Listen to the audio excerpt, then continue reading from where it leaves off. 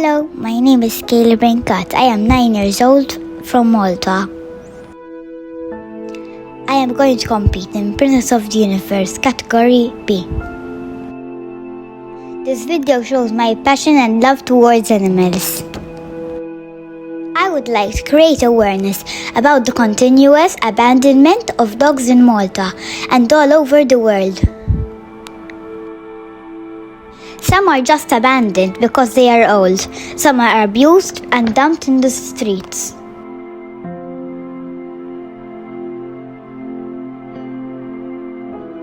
Il-bidu li daħal hawnhekk kien iħallina mmissuh, però ma tantx kien jieħu pjaċir. Kien jaħseb li ħansawtuh. Illum il-ġurnata tara naqa' mħabba kemm tagħmel differenza. Mhux veru. X'taħseb? X'taħseb? People became consumed with darkness, anger, self-satisfaction, greed, and fear.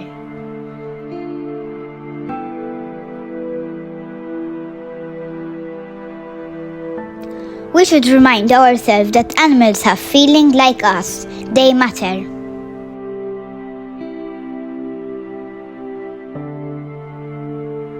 Moreover, the fact that animals do not have ability to speak means we should all stand together and fight as one.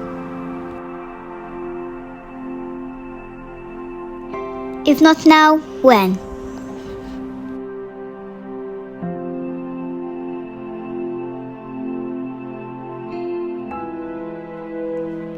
Ask yourself, how can you make a difference?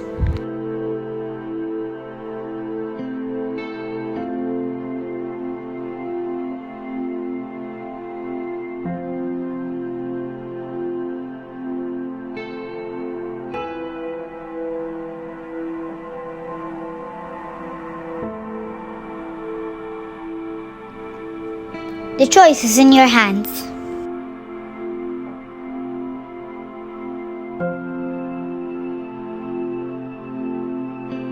Act now before it's too late.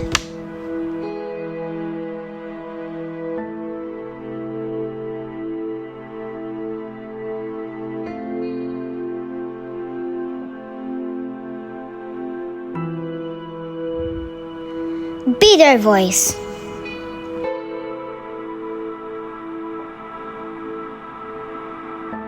U abandon daw minn mitriq miġburin jħassilaw ma nafu xej backstory tagħhom, però huma friendly ħafna.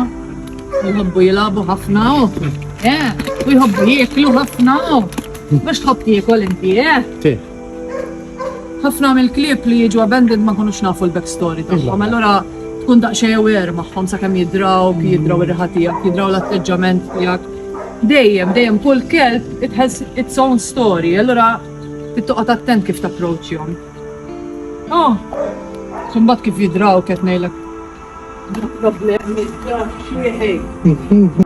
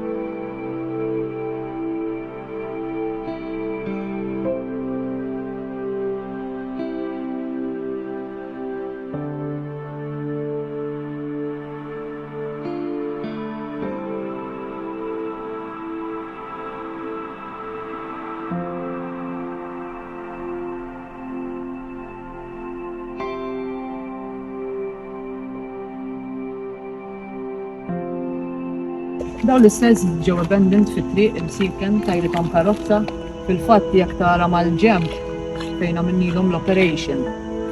Għamlu 3 days biex ħallewhom fit-triq 3 days imsiken, fatt ħadnihom aħna, għamilnilhom l-surgeries.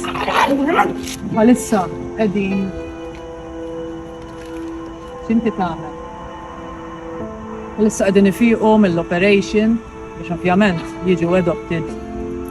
Biex veru, ikollhom ħajja aħjar. Aħna hawnhekk nippruvaw intuhom kemm jista' jkun nippruvaw nżommhom komdi u happy u nitimgħuhom non-stop għax ovvjament ħafna minnhom qatt ma kielu in a way. Oġbi.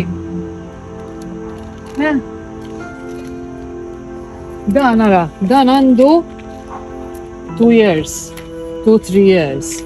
Mbagħad għandna l-Warren hemmhekk, dak għandu 9. U għadu sofer. Baby. Għandu għawek, tara, hawnhekk fejn kellu s-surgery. Fil-fatt din is-sieq mhux b'saħħitha ħafna. Mhux veru. U għandu li ma nistawx inneħħu sfortunatament. Li nistaw intu ħajja dejjem aħjar, dejjem happy, nieħdu ħsieb u nfisdu mhux veru. Eżatt, kif qatt mara f'ħajtu, però tiskanta kellu dak in-neglect u kif qed tara, once you show them love, that's it. Aħna dejjem nitolbu li jgħinuna donations, food donations, monetary donations, any type of donation. Plus jekk aħna wkoll niġbru bedding as in ħwejjeġ antiki, lozar antiki, biex ikun jistgħu jorqdu fuqhom il-klieb. Ovvjament ma jridux ikunu affarijiet li tilbes inti għax daw ħajmorru bil-pipi u l-popok. Aħna m'għandniex għajnuna bħala gvern, aħna bħala kumpanija, aħna NGO, ġifieri m'hemmx għajnuna mill-gvern, aħna kollox aħna niġġieldu u naħdmu dejjem biex nagħtu ħajja aħjar dejjem il-klieb biex veru. X'taħseb inti?